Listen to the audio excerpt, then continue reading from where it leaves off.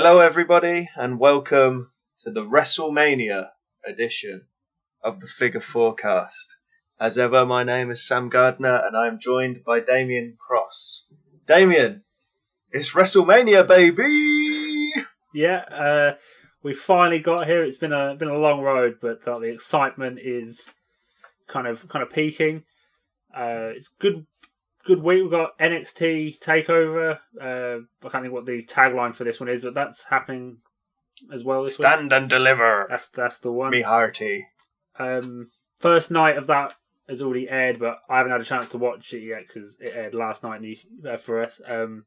But from what I've seen, that is good. So hopefully WrestleMania can deliver as well, because that is the one we're all excited for.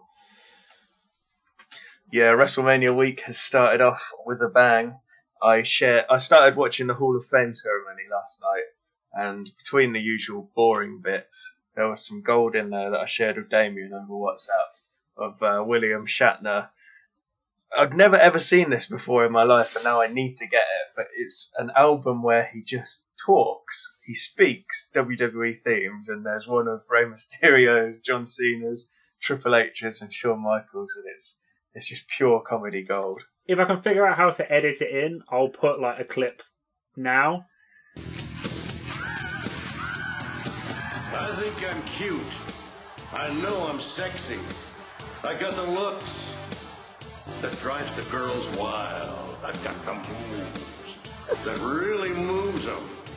I send chills up and down their spines. I'm just a sexy boy. I'm not your boy toy. If you heard that, that's what it sounded like. But I don't know if I'm going to be able to edit it, but we'll see how that goes. But yeah. If not, it's Damien doing his best impression. Yeah. It was quite funny. You sent me one of them, and then I had to Google to see if you could buy the CD. I don't think it ever was released, but there is a video on YouTube of it, and I mean, that's just comedy gold, that is. It's so good. Another thing from the Hall of Fame was JBL's speech. You know when they pump in the crowd noise? They were pumping in a JBL crowd noise where the fans were going, JBL, JBL. But I don't think there's ever been a JBL chant whenever I've been watching wrestling, I've never ever heard a JBL chant in my life.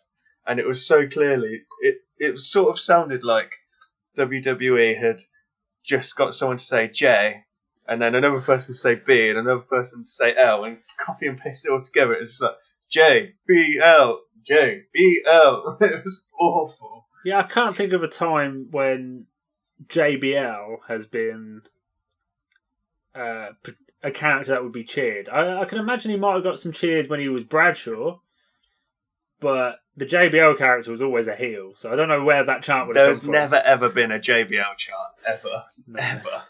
It's just not happened. As it's WrestleMania week, we are going to dedicate the entire of this podcast to the showcase of the Immortals. But I think the best place to start would be talking about some past WrestleManias. And just some of the moments that we have enjoyed in the past. We've now been watching WrestleMania live, either together or for the last two simultaneously, while being able to talk over Xbox chat. Since WrestleMania 25, I think that was the first one we watched together. So this will be number 12. It was a long time, but yeah, it is a very long time together. I think it's been 16 years that we've been watching wrestling individually and 12 years together, so it's a big one. Yeah. So what is your favourite moment from WrestleMania? Now I know you have missed a couple of moments from falling asleep, but you must have a favourite that you've watched live. Look, anyone that watches wrestling in the UK understands that you need a tactical nap every now and then. So look, you can't hold that against me. Anyway, turning our attention over to WrestleMania, I have to say my favourite moment, I was sort of thinking of a few different ones. More recently, there was obviously Shane leaping off the cell. That was a pretty cool moment. And a few different bits and bobs. Undertaker actually losing to Brock Lesnar. I really like that moment. I know a lot of people didn't, but I've never been the biggest Undertaker fan, but get rid of that. And it was just a cool moment to see the Undertaker actually lose and all of the crowd reaction. But my favourite moment at WrestleMania, it has to be Ric Flair's retirement match against Shawn Michaels. It's the moment that stands out for me. Sorry, I love you from Shawn Michaels before he super kicks Ric Flair into retirement. It's just iconic. It's one of those moments that, like what they say, it's the showcase of the immortals. It's the WrestleMania moment. It's the WrestleMania moment, and it was just great. I don't think you can top that. And what came from it after that with Shawn Michaels matches with Undertaker and Triple H, they were amazing as well. So, what's your favourite WrestleMania moment? So I unfortunately didn't get to watch the Shawn Michaels Ric Flair match live. I wasn't able to watch many of the pay-per-views at the time.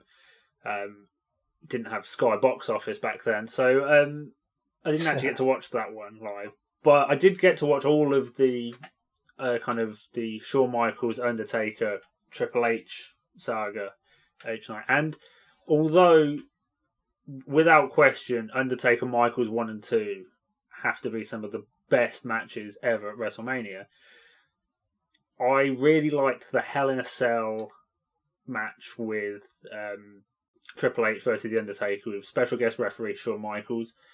And there's one moment in it, and looking back on it now, you wouldn't appreciate it. But if you didn't understand like what the streak was and how wrestling was booked, which we didn't back then, it like we knew it was. We were kids. Yeah, we knew it was like scripted, but the intricacies of how it was not as widespread known as it is now. But there's a moment when Shawn Michaels, as the ref, super kicks The Undertaker, then he gets a pedigree, and at the time I genuinely thinking like, that's it. That's going to be, and obviously now you're like, well, there's no way that Triple H was going to beat the streak. That would have made no sense. But at the time, it's like that's just great storytelling in that match, and that kind of sticks out to me. They're the moments that you sort of look for as a wrestling fan, where you can suspend your disbelief, aren't they? Yeah. Where you forget that it is all, I guess, scripted, if you want to say it. Being able to buy into the story. You just get lost in the moment. Yeah, exactly. But I think, talking about our worst WrestleMania moment, there's one that both came to our minds. It was a shared moment, one of the earlier WrestleManias that we watched. Do you want to spill the beans as to what that is, Damien? Anyone that's watched WrestleMania for the past 2 decades will probably be able to pinpoint where we're going with this. But I can't remember which WrestleMania it is at off the top of my head. I think it was 26 or 27. Let me have a quick search. WrestleMania 25, Kid Rock. It was 25. WrestleMania 25. Okay, I blanked it. So our first WrestleMania, that makes this even worse. It was. There was a Kid Rock mini concert in the middle of WrestleMania, and there's been musical moments at WrestleMania. They often have a live band for like an entrance or doing the theme song, and that's fine. But this went on for so long. It felt like it was about 20 minutes. I don't know how long it is. If we watch it back, and it'll be like 2 songs, but it felt like it went on forever.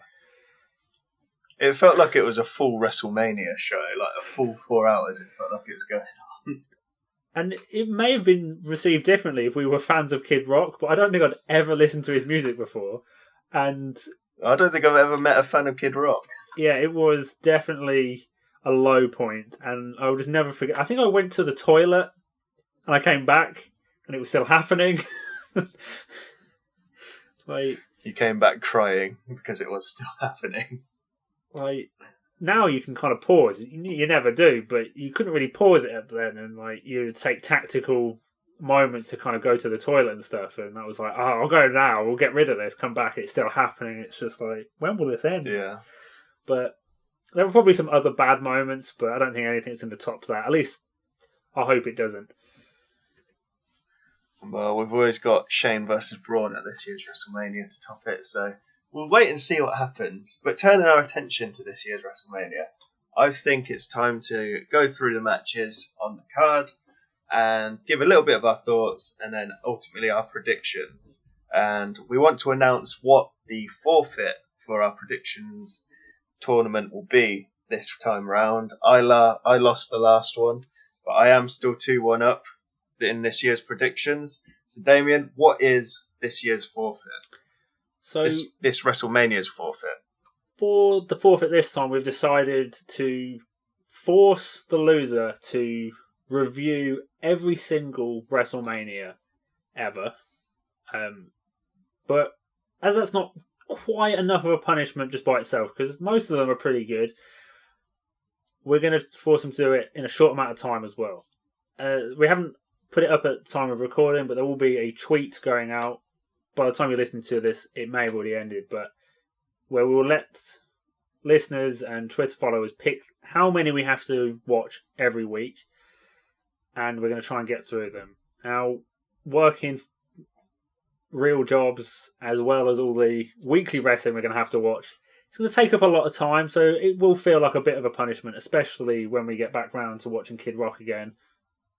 Definitely no skipping that. We need video evidence of you watching it or me watching it when we get to that. But that's going to be our punishment. It feels right with being WrestleMania, as there is a fair few that WrestleManias we haven't watched, and we'll add a little bit of a punishment to it as well. I feel like it's something that's a bit different from some of our previous ones, but we are struggling to think of good punishments at this point. My taste buds still haven't recovered from that last shot of chili, whatever that thing was. It's disgusting. But anyway, let's get into the WrestleMania card then. I say we start with night one, seeing as that is obviously going to come first, being night one. And let's start with the tag team turmoil match. I think we might have differing opinions here. So in the match, we've got Lana and Naomi, Dana Brooke and Mandy Rose, the Riot Squad, and Natalya and Tamina. The winner will receive a WWE Women's Tag Team Championship match on night 2. Now I'm going to start with what I think is going to happen in this match. And I don't actually think any of the teams in that match will win. You're shaking your head. I don't know if that's because you agree or because you disagree. I've also seen the rumours, so I kind of feel like we're on the same wavelength. I saw that there was sort of a leak that it was going to be Carmella and Billie Kay in the match, and somehow they managed to leak that. However, I don't think it's going to be Carmella and Billie Kay. I think we're either going to get... So all the teams are going to be in the ring, and then we're going to hear a beautiful, beautiful sound. Iconic! And the Iconics are back, reunited at last. They never should have been disbanded, ever, in this stupid empty performance centre. The Iconics are back, and they're going to win. Either that's going to happen, or it's going to be Billie Kay and Bayley, because Bayley should have been on there. But I'm going to go for the Iconics returning and winning that match, and saving the women's tag team division. Okay. Just so we can get it out there now, so we don't have any problems. If Billie Kay and Carmella do team up, do you only get half a point, or do you only get the point if it is the Iconics? Yeah, I think no. If it's what are you talking about for me? Yeah, if Billie Kay teams with if Carmella, I only get I get a whole point if the Iconics win. Okay. And I get half a point if the Iconics are in the match and don't win. That's what happens. But if Billie Kay... I'm not predicting anything about Carmella. Okay. I was thinking I'll give you a point if Billie Kay and Carmella... half a point if Billie Kay and Carmella enter and win. I'm actually going to pick them. They were leaked. I feel like it's going to get announced on Friday to win the Tag Team Turmoil match. It'll be a feel-good moment, kind of, for Billie Kay, even though she's kind of a heel, I think.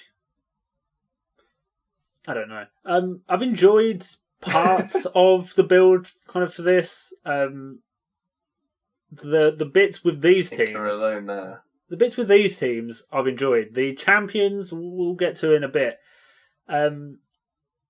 It's been good to see some of the women in these matches actually get some good booking. Like even like Natalya and Tamina, like you wouldn't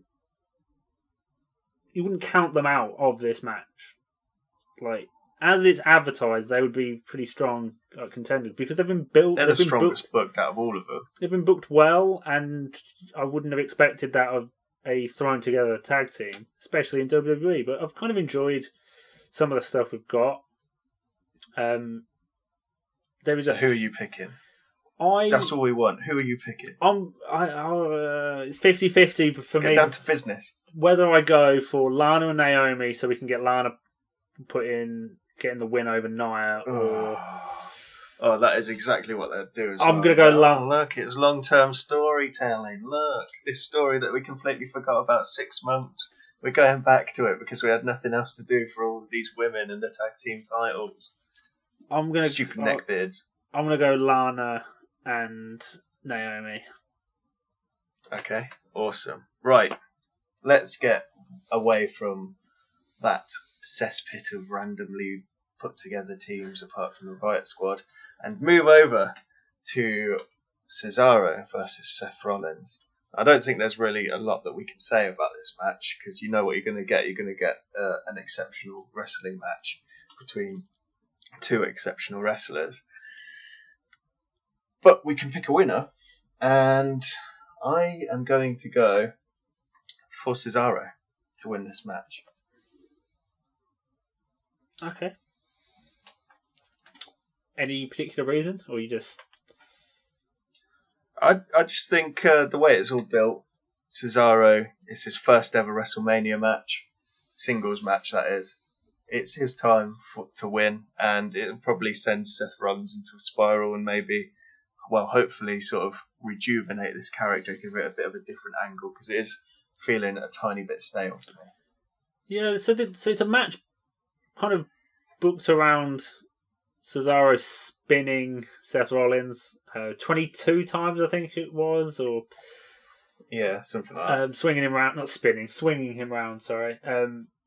And it's kind of had a bit of weird humour thrown in there. It's kind of a silly kind of reason to feud, but they're both really talented, so I think they've made it work. Like the kind of cringy humour, I think, is Seth Rollins has pulled it off quite well, and his suits have been absolutely amazing, if I do say so myself.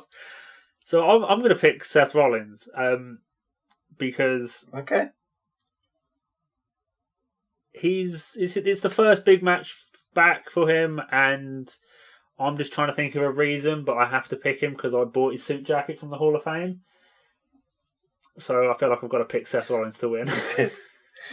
He actually has. I can see him wearing it in front of my eyes. And I think he should post a picture online of it, just so all of our loyal fans can see. So that's 2 matches and 2 differences that we've got. So that's pretty good so far.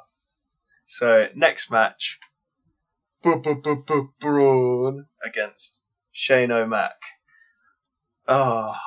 This matchup has caused me so much heartache over the last couple of months, being cheated out of a victory.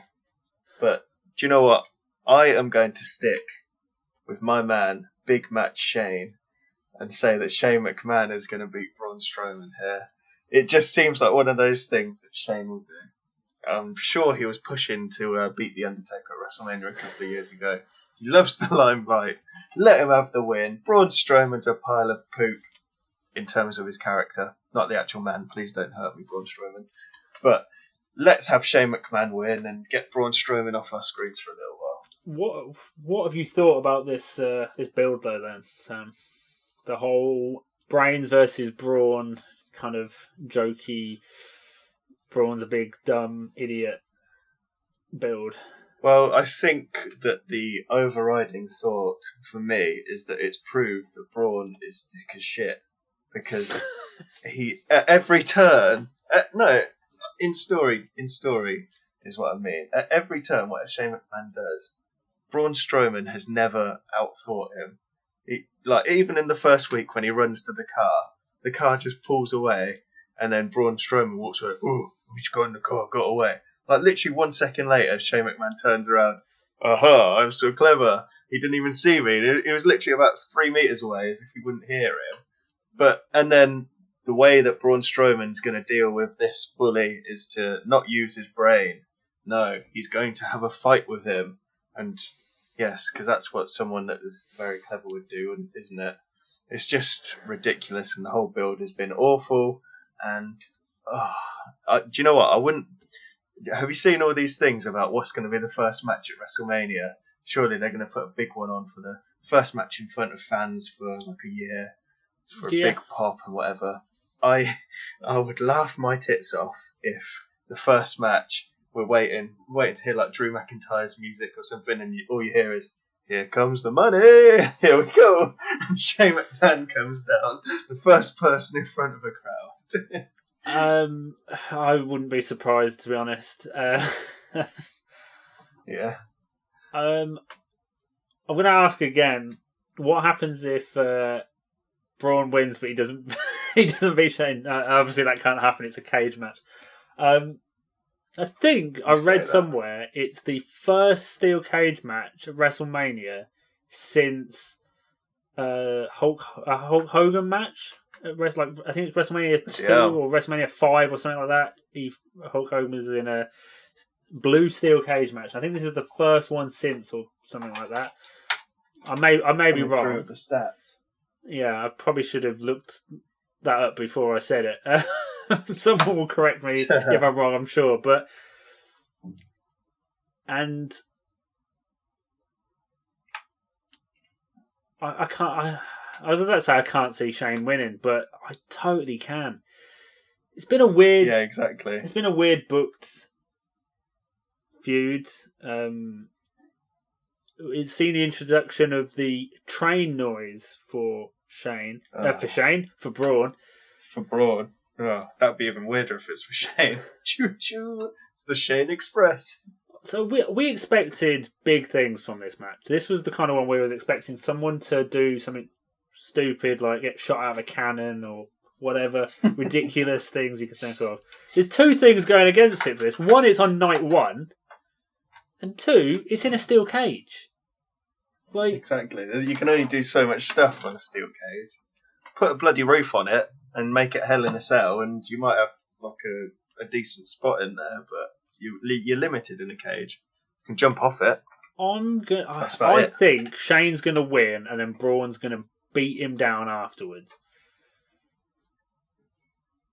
And Shane's going to get like a sort of. He's going to steal it, isn't he? Yeah. Shane's going to steal it like you stole the victory. It's going to be something like Shane's going to be on the outside of the ring, like celebrating, like, haha, I escaped, you didn't, and Braun's going to like tip the cage over or something. They love to give Braun those sense. So I'd prefer Braun to win, but I am actually going to go for Shane this time. It doesn't make any sense. Braun should... You know that scene in Avengers with Hulk and Loki? Braun should do that to Shane. Yeah. But... But it's Shane McMahon though, that's the thing, isn't it? He loves this limelight. He absolutely loves the limelight. Like Triple H. Except Triple H can wrestle a lot better than Shane can. No offense to Shane, but he wasn't a wrestler. He isn't a wrestler, but he is booked often as a wrestler. So we could talk about... Shane throws the meanest punch in the business, boy.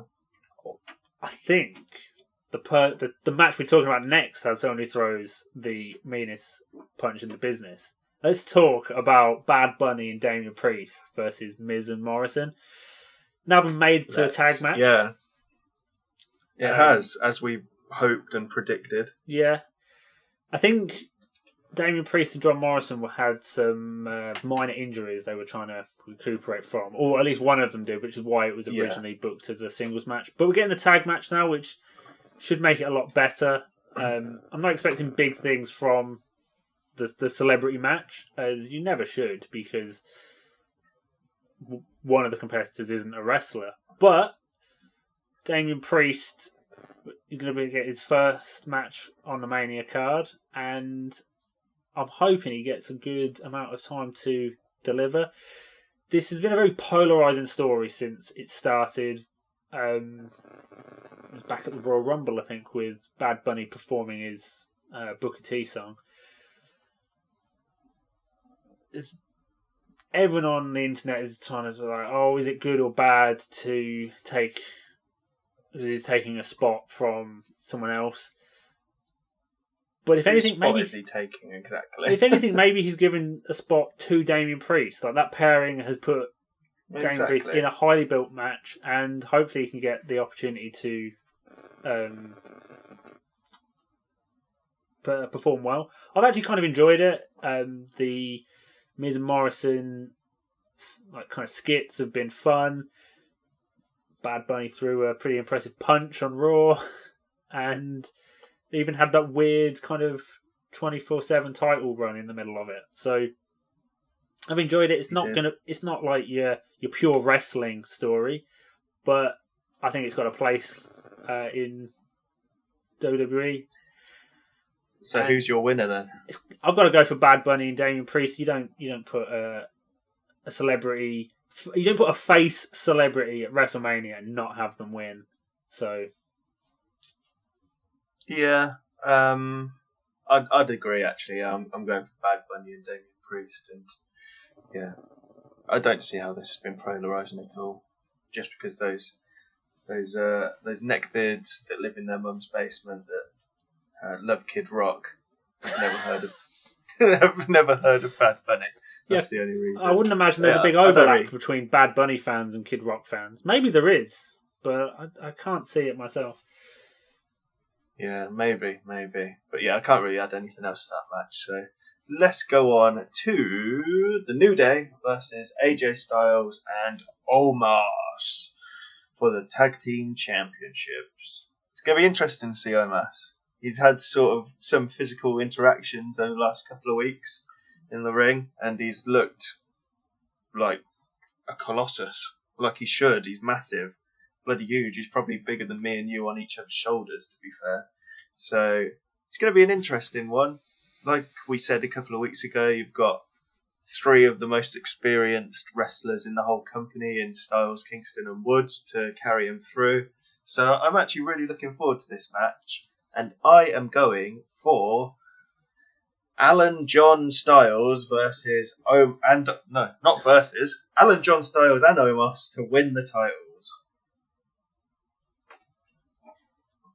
Yeah, it's a logical answer. Omos' first match, and being paired with AJ Styles. This has been, the AJ Omos kind of story has been pretty decent. I didn't really like the segment they had on Raw with like the games and stuff, but that is very much up the kind of the street of the New Day. Obviously, Kofi Kingston and Xavier Woods do a lot of gaming stuff. There's the Up Up Down Down YouTube channel, so throwing in that kind of part of their personality works quite well. It just wasn't really kind of a segment for me. Love the New Day as a team though. It's a shame kind of Big E got sent over to SmackDown without them because they were great together, but he has done some good things. Surprisingly, I'm going to go for the New Day. Okay. Because I think they might do something with kind of as the heel team of AJ Styles and Omos. I think they might just have something of it kind of like not going right, like Omos like almost getting counted out or something, or getting distracted because it's his first match. Is not right. He's not got kind of the experience, and obviously the New Day are an experienced team. could be completely wrong, but I just kind of can see it happening. I can just kind of see that kind of booking of, it's his first match, but like the New Day kind of take a beating for a bit, and then they start to work better as a team, and then you can kind of drag that story out post Mania. Then the Omos AJ tag team. But you can also do it if they win the title, so it's very much a 50-50 kind of decision. I wouldn't be upset either way, apart from obviously if I get it wrong, I'll be a little bit upset. But realistically, like, should be a good match. Hopefully, Omos can wrestle. There is sometimes a bit of a negative with some of the bigger guys not quite being able to work as well as some of the smaller guys, but I guess we'll wait and see. Okay, interesting. Well, there's Damien continuing his streak of calling out massive men for a fight by disrespecting Omos. But let's move on to two other massive men. Just before we do that, actually. No disrespect was intended there. I saw something today. How many screwy finishes do you think has been on either SmackDown or Raw since the turn of the year? Distraction finishes. So like someone distracts someone, and then the other rolls them up for a win. I believe that Simon Miller has been counting them on his review series on YouTube. I've not actually watched it in a number of weeks, so I can't remember what it is. But I'm going to say 60. Not quite 60, but 44. Oh. That is quite a considerable number of bloody roll-ups. Yeah, since January. We're only in April. WWE do love a distraction or roll-up finish at the minute. You can just imagine all the writers like, right, so what finish are we going to have on this then? Roll-up? Yeah, roll-up. Right, let's get the donuts then, Dave. Sorted. Hopefully there's none at WrestleMania. But I can see there being at least one. You just know there's a couple of matches. You know there's going to be one. Bobby Lashley against Drew McIntyre, roll-up finish. Well, let's talk about Bobby Lashley versus Drew McIntyre. I think this could be the opening match. Could well be. I think it would be a good way to start. Do you normally start with the champion coming out, or do you start with the challenger coming out? His challenger comes out traditionally. So, yeah, that big Drew. That'll put Drew McIntyre as the kind of he's been kind of the standout guy of the lockdown era of WWE. Yeah. It's been such a shame that he has not basically got to wrestle with fans for that entire time, an entire 2-title run. It does kind of make you think they might put the title on him at WrestleMania. If he comes out first, I think he is going to pick up the title. A nice feel-good start to the pay-per-view. However, I've been loving Bobby Lashley's dominant, until recently, run, and I think there's a lot more you can do with Bobby Lashley as a champion. So I'm going to pick him to retain. Cool. Okay, I thought you might go that way from our discussions over the last couple of weeks. The split with the Hurt Business was a disappointment because they had been such a great faction, and you love a faction in wrestling. But I don't want it to end. Like the Bobby Lashley champion kind of run has been pretty good so far, all things considered. He's been dominant for ages. Like if you think last WrestleMania he lost after Lana told him to hit a spear instead of doing a Dominator, and he lost a match. And now this year he's champion. He's been strong for most of the year. I want it to continue. I really hope WWE don't just go, well, we'll put it on Drew and we'll forget about Bobby. Yeah. It certainly is quite the transformation from last year. So you've picked Big Bad Bobby Lashley, and you heard it here first. Damien loves to be dominated by Bobby Lashley. But for what you mentioned there, when you said that it's such a shame Drew hasn't been able to wrestle in front of the fans as a champion, the same thing goes for Bobby Lashley, but Drew has been sort of, like you say, the face of this fanless era. So I am going for Drew McIntyre to win the title back and get his moment. So we've got another difference there. It makes sense. It would make sense for Drew. I do think if he comes out first, he'll the first wrestler to come out. I think he'll win. But all things considered, I think they might stay with Bobby. But it will be very telling where it's placed on the card. I think you're going heart over head there. I really do. I really, really do. But let's go on to what I guess we're thinking will be the main event. Forget about the build. We've said so much about the build. It has been shockingly bad. Sasha Banks, Bianca Belair, just let them wrestle. Give them 20 minutes and they'll put on a clinic. It's going to be a really, really good match. There's just no doubt about that. The two workers are too good for it not to be a good match. It's a really tricky one for me. I really don't know who is going to win. I think that I'm kind of swaying. Even when I'm saying this, I'm like, I feel the pendulum going the other way. I was about to say I think I'm kind of swaying towards Bianca Belair, but I'm going to change my mind actually and go. Oh no, I'm not. I'm so torn. I don't know what to say. See, I'm going head versus heart here. I can feel my head going, yeah, Bianca, and my heart saying Sasha retains. I'm going to talk us go through your against. Logic. Talk us through your logic. My logic is Bianca is the future, if you want. Sasha's the star at the minute. She is the main event.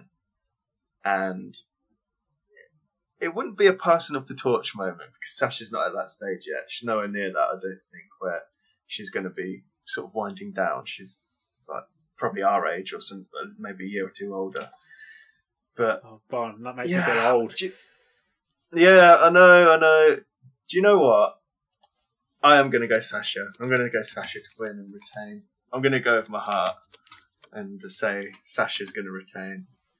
I'm very, very 50-50 though, as you could probably imagine from my rambling there. She is 2 years older than me. 3 years older than me, baby. Yeah, January 1992, according to Wikipedia. Oh, that makes I'm me... a whippersnapper, especially with this clean-cut face. It took 4 years off of me. I'm going to pick Bianca Belair. For the same... Based on all my other predictions, I think it will be a nice way to round off night one, assuming it's going to be the main event. I've not picked a single title to change hands out of the three, the two other ones. So I think the feel-good moment to end the show will be... I like to think WWE like to send the fans home happy, and I think it's going to be doubly likely this year. You want people to be going away being like, this was good, and the ending can really... It doesn't matter how bad the rest of the show is, within reason, the ending can turn your spirits around. We've experienced it watching bad shows that have had a good main event, and you come away feeling a little bit like more positive because of how it ended. And I'm not saying it's going to be a bad show. I think it's going to be a good show.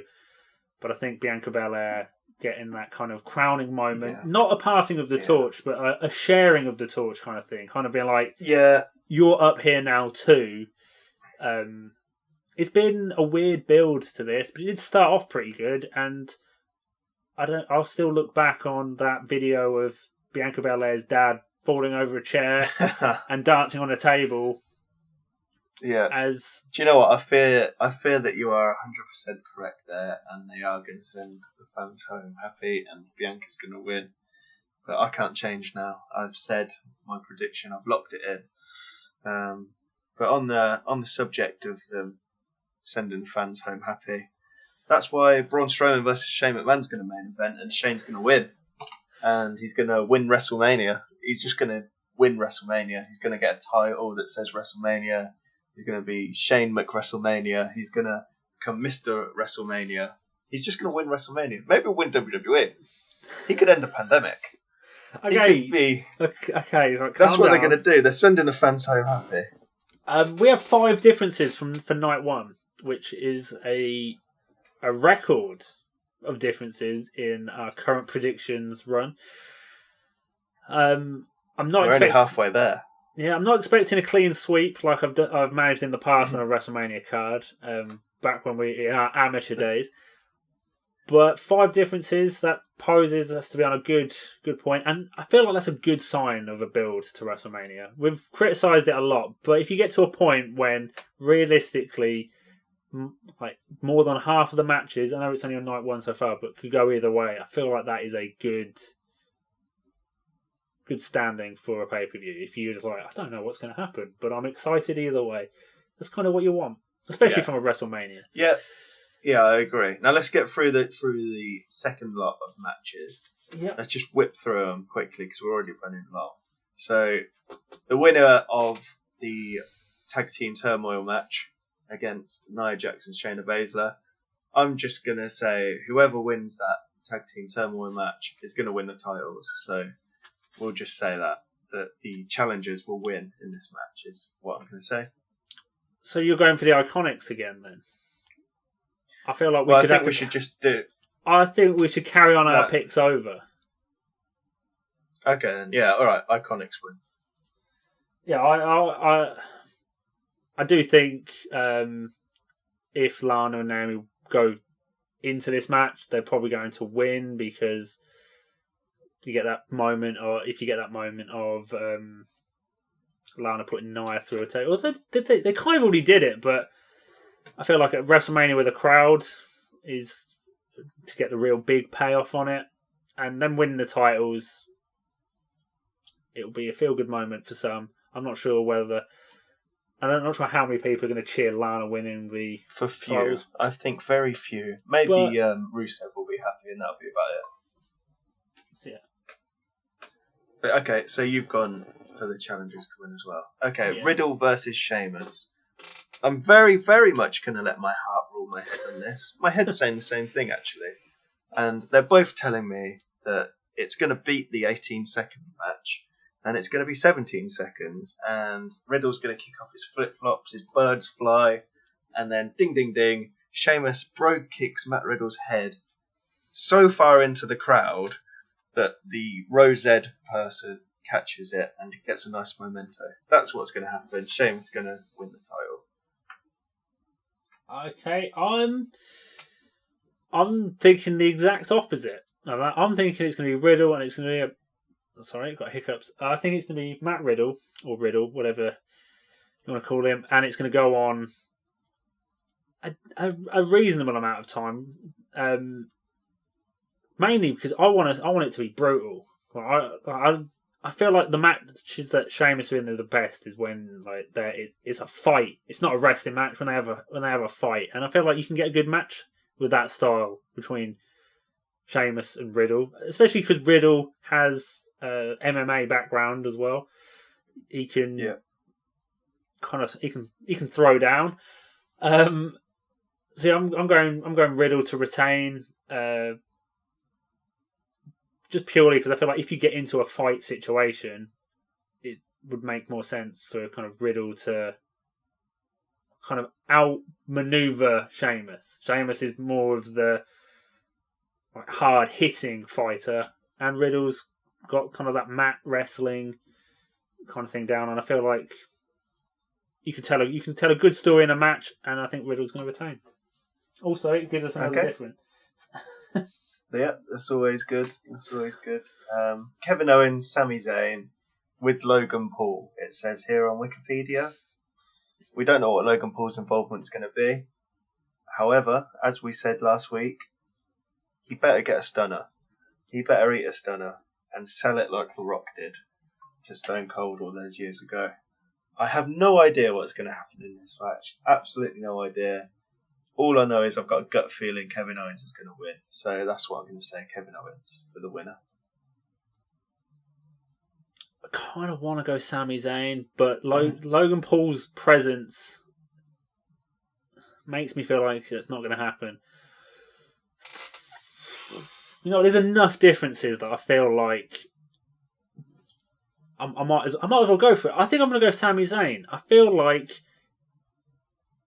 it really adds something if he can find him finally getting kind of like the one up.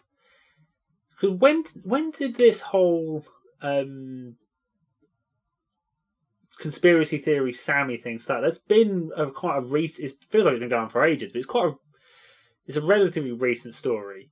Well, it was still last year because it was going on when he lost the title to Big E on Christmas Day. So it's been. But that's what I mean. Like it's been a while, months. But it's been during this kind of no fans crowd, and I feel like it put a great twist on it. If he finally gets something go his way when there's fans, and it's like, see, I told you it was a conspiracy theory. When no one could see, they were doing whatever they could, but now there are people here, they couldn't do anything, and I get a win. Yeah, Sammy's okay. I'm buying into the conspiracy. You're going theory. Sammy. Okay, I love Sami Zayn, but I can't see him winning. I feel like we're going to have a difference on this match as well. This next match, Big E, Apollo Crews. I think that you're going Apollo Crews. I'm going Big E. And the reason I'm going Big E, everything is saying that Apollo Crews is going to win. He's had some screw finishes and hard luck for not winning the title. However, this is the first time fans are in attendance at a wrestling show for over a year. And it just so happens that the place that this is taking part, that WrestleMania is going to take place in, is Tampa, Florida, which is the home of Biggest Eos. So to have him lose his title in front of his hometown crowd, I think is not something WWE will do. As they, like you said earlier, they want to send fans home happy. So I'm going Big E to retain. I've been very 50-50 on this one. Both have been booked really intensely in this feud. Obviously, Apollo has gone back to his native accent and has embraced his heritage, and Big E has just been a bit more tense, a little bit more aggressive in his babyface persona. And the reason I'm torn is because, on the one hand, no one ever wins in their hometown. That's kind of a wrestling cliche. On the other hand, no one ever wins their match. Like, yeah, exactly. It is a Nigerian drum fight after all. Whatever the hell that is. Like, which cliche do you back? Do you always lose in your hometown? For? I'm pressuring you. Which one are you going for? Which one are you going for? 3, 2, 1, answer. I like Big E too much to go against him. I've got to go Big E. I was leaning more that side. Anyway, I actually didn't realise that it was his hometown, and I was fully on side for Big E to win because it's a Nigerian drum fight, and you never win your gimmick match. You almost convinced Jinder me. Mahal did. Well, I suppose Punjabi prison was Great Khali. No, not Jinder Mahal. Okay, next matchup on this listy McList face. Asuka versus Rhea Ripley. Interesting matchup here. Not much of a build. It's happened within the last 2 weeks, so not really much to say about that. Rhea obviously lost her NXT title last year to Charlotte. Could this be the making of her? I think it is going to be the making of Rhea Ripley, and she is going to end the night as Raw Women's Champion and defeat Asuka. Asuka, for no fault of her own, has felt a little bit stale. Stale's not the right word. She just hasn't been booked properly at all. She hasn't been featured as she should have been featured and portrayed as this unbeatable character. She's just been there in sort of the periphery of everyone's vision on Raw. So, unfortunately, I think Rhea is going to win. That's nothing against Rhea. It's more that Asuka is being done dirty. So, for me, Rhea Ripley's going to win and Asuka can sort of rebuild herself. Yeah, I'll have to agree that it would be too soon for Rhea to lose on the main roster. Although, obviously, last year kind of said the same thing about Shayna Baszler. She didn't please manage God, to beat let her Becky not have Lynch. the Shayna treatment. But I don't think it would hurt Asuka too much as long as it's a good match. And I feel in terms of an actual wrestling match, this could be match of the night. There are a couple of other matches that could be more entertaining, perhaps. But I feel like in terms of wrestling, this could be the match of the night. They're both tremendously talented, and some of the stuff they've done on NXT. I don't watch a lot of NXT, but I saw enough of kind of their ability in the ring. It's like they can do some great stuff if they're given that kind of opportunity.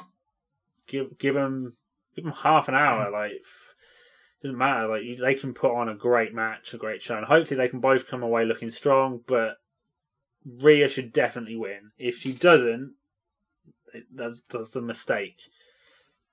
She's over before she's even started. Yeah, isn't she? Much like Shayna Baszler, she's now bloody Nia Jax's wing woman. Yeah, a loss wouldn't hurt Asuka too much. No. As long as she as long as she doesn't get squashed, it wouldn't hurt her. But a second loss in a row at WrestleMania for Rhea, that would be bad. Don't do it, WWE. Let her have a big moment. It would. Now, the main event of the entire WrestleMania show: Roman Reigns, Edge, Daniel Bryan. Everyone knows who I'm going to pick. I said it weeks ago. Daniel Bryan is the winner for me. I can't give you a firm reason why. Honestly, if I'm thinking logically, it could go any way. Either one of these guys could win, but I said it weeks ago, like I say, Daniel Bryan's going to win, and it's just a gut feeling that I've got. So Daniel Bryan is my winner. This could genuinely go anyway. There's so many. I don't know how the crowd are going to react to Edge, which could be a deciding factor. I don't know if WWE would risk sending them out there without knowing who's going to win and being like, right, quick, tell them that Bryan needs to win because they're booing Edge. But yeah. I've talked myself into Bryan because of the whole you want to send the crowd home happy, and will the crowd be happy with Edge?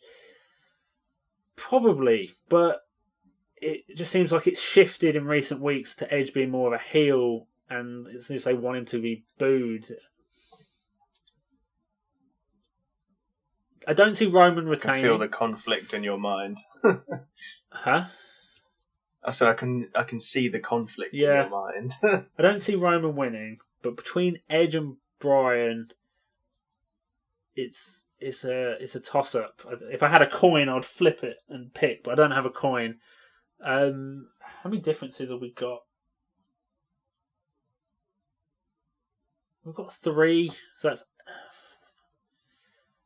I do kind of think Bryan. I feel like I should go with my instinct. I didn't want to pick the same, but you did put in fun. Bryan for a while. Bryan winning would be such a big ending to the pay-per-view, and I feel like it would send everyone home happy, thinking this was a good Mania. We had it 2 years ago with kind of Kofi Mania, but also like we were trying to work out there was 3 I think on that night matches of which is the one they're actually going to give us, and the 2 they're going to take away. It was Seth, Becky, and Kofi, wasn't it? And they gave us all 3, and I hope they do it again. Give us Bianca Belair winning on the first night to send everyone home happy. Give us Daniel Bryan on the second night. I'm picking Bryan. Bryan's your final answer. Yeah, as much as I'm a big fan of Edge, and he would deserve that big moment. I don't know whether the way they've booked it would go right. If it had just stayed as a one-on-one, I'd definitely say Edge. But I feel like how they've booked this, Edge. Bryan, those yes chants, it's going to blow the. I was going to say it's going to blow the roof off the stadium. It doesn't have a roof. Yeah. He'll blow the masks off of the crowd, but let's hope he doesn't do that. there is one match we haven't covered, and that's because last week There's some goo in his mouth. There's some goo in his mouth. Last week I set us the challenge of whether we could book the match better. So I feel now is the perfect opportunity to go through our prediction of how the match, not a prediction of how the match will play out, but how we think the match should play out, how we would have it, and then we can pick who we think. An old-fashioned Fiend off, if you will. Yeah. There's been It's some high hints. noon, and Been we're some in the hints, high street, wielding our guns for a Fiend off. There's been some hints about how WWE are planning on this. That hasn't really impacted my decision of how to. I'd already started planning before these kind of things came out, but just to mention them, it's kind of been hinted at that WWE are going to go for like a squash match kind of situation for the Fiend to win. They haven't actually announced that it's a Firefly Funhouse. No, Have they? It's never been mentioned. So just to get our predictions out of the way, I feel we're both going to predict the Fiend. Because it makes no sense for him to lose. So I'm definitely saying him. I don't know if you are. But I feel that he has to win. Yeah, the Fiend. Do you know what? I'm going Randy Orton. I'm going Randy Orton. Oh my god. Does Randy Orton win in your version? I haven't got to the ending in my version yet. It's very wacky. Okay, let's leave our listeners wanting a little bit longer. The Fiend's got to win. I'll go through my plan for how I would book this match first, and then you can tell us how you'd book it, and we'll see if WWE can do it better than we can. Probably. I've realised by doing this how difficult this has been. Okay, so my booking does kind of rely a little bit on there being a pre-show. We don't know what the state of the pre-show is going to be, but I don't feel like they're going to do away with it completely. But on the pre-show, because it doesn't take away too much from WrestleMania, you just have a moment backstage with Randy Orton with some spooky bollocks happening. The only thing I'll say not happening is the goo in the mouth. You can do anything else. I had a kind of an idea of him like looking in a mirror, like getting like his gear ready, and like young Randy Orton or evil Randy Orton appearing in the mirror. You can do some CG stuff and do that. Just kind of like freaking him out a little bit. Then this needs to go on quite late as well for like kind of the thematic of it all being quite dark. But we kind of get to the match. Randy Orton comes out first, then Alexa Bliss comes out, but no Fiend. So she walks out about halfway down the ramp, like waiting for the Fiend, and the lady's going to do the lights go out, lights come back on, Fiend is in the ring. Immediately goes for Sister Abigail, but we're not gonna have a squash match. I want to tease people into thinking it's going to be a squash match. And you just have a little bit of a back and forth between some of the big matches with the Fiend just not selling any offense. Classic Fiend booking from like when he first showed up. They haven't announced it, but I'd have it be kind of like no DQ or something like that. Randy Orton tries to use some weapons and whatnot, and nothing's working. Goes for the RKO. Maybe not necessarily the first one. Maybe he's already hit a few, but he goes for the RKO towards kind of into the match, and the Fiend grabs him round the mouth as Mandible stump. But this is where we're going to throw in the goo in the mouth thing. He's going to grab him and put some not fake blood, but like some goo capsules, some black ink capsules, whatever, in Randy Orton's mouth for him to like start coughing up black glue. I hope it's not black ink. glue. Black goo Black while Drew. in the in the mandible claw. I feel like that's how I would want to book it. I'd want a little bit of spookiness, kind of in the opening. Maybe even like when Randy Orton goes to pose on the turnbuckle before we can step up, the fire goes off. A little bit of spookiness, kind of set it up. Kind of the Fiend being shown as being unstoppable, and then kind of a finish to tie all the booking back together with that kind of Randy Orton coughing up the black goo from the mandible claw. I think would be a good visual kind of to end it on. I did struggle a little bit. I don't how to actually do the back and forth in the match. There's so many ways you can go, but I do like the idea of Randy Orton like trying to hit, going through his greatest hits, like that quick power slam, the assisted DDT, like hitting some of his moves, maybe even trying for a punt, but just the Fiend just not selling anything, and then hits a couple of moves on Randy Orton to break it up, and then eventually you get to the kind of like an extended squash match, if you will. That's kind of what my thoughts were. That's interesting. That's cool. Right, do you want to hear mine? I want to hear Sam's Firefly Funhouse. How are you depicting Randy Orton? You dick. Well, this is how I depict it. My match is going to revolve heavily on Alexa Bliss's involvement in the match. So it's going to be 50-50 between a cinematic match and in the ring. So it's going to start in the ring. Randy Orton comes down to the ring first, and followed by the Fiend and Alexa Bliss. They both get into the ring. Alexa's just around the ring or whatever, as a valet is, and the Fiend and Randy get into a match. And it's the usual Fiend stuff. Randy will probably hit a few RKOs on him, and it doesn't really have any sort of effect. He's going to do something big, like put him through a table or something, or maybe that's not big enough. Something to put him down for enough time for an interaction between Randy and Alexa Bliss. So this is what I have in my mind. Alexa is going to be in the ring. Randy's just put the Fiend through the table. He gets out the gasoline again and is just about to set fire to him. Alexa's in the ring, distracts Randy, and Randy goes in to deal with Alexa.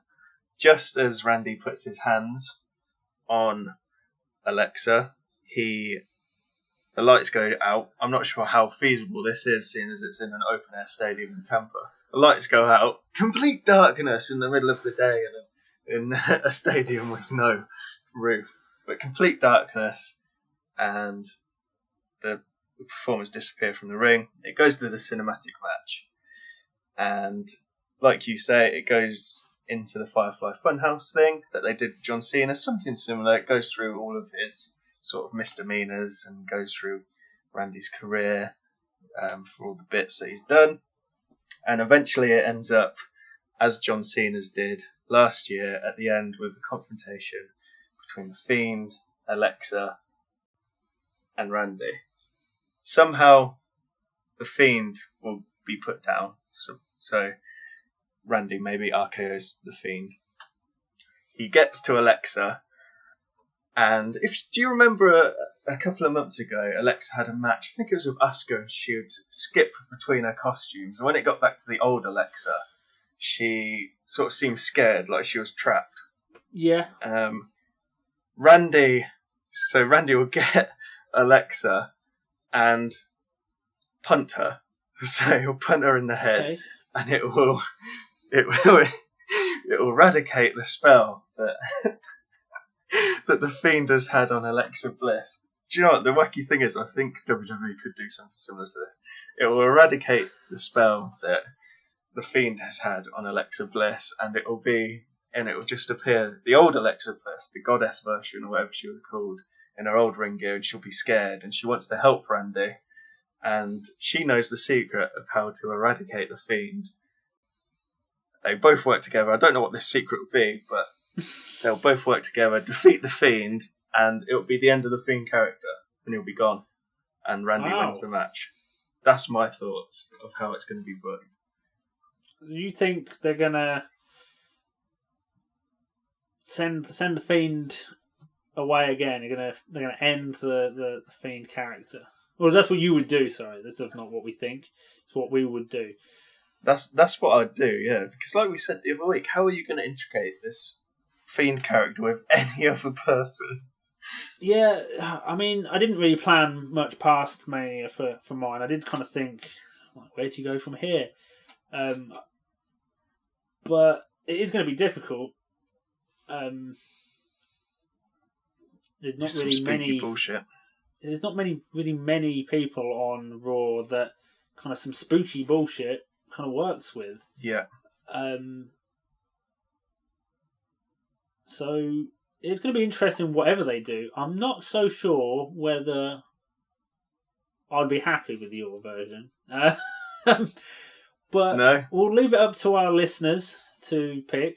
So you've heard both of ours. Depending on when you're listening to this, you may have seen WWE's version.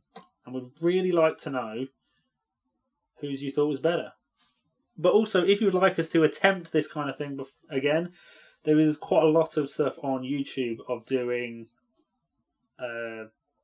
how we would book insert story here.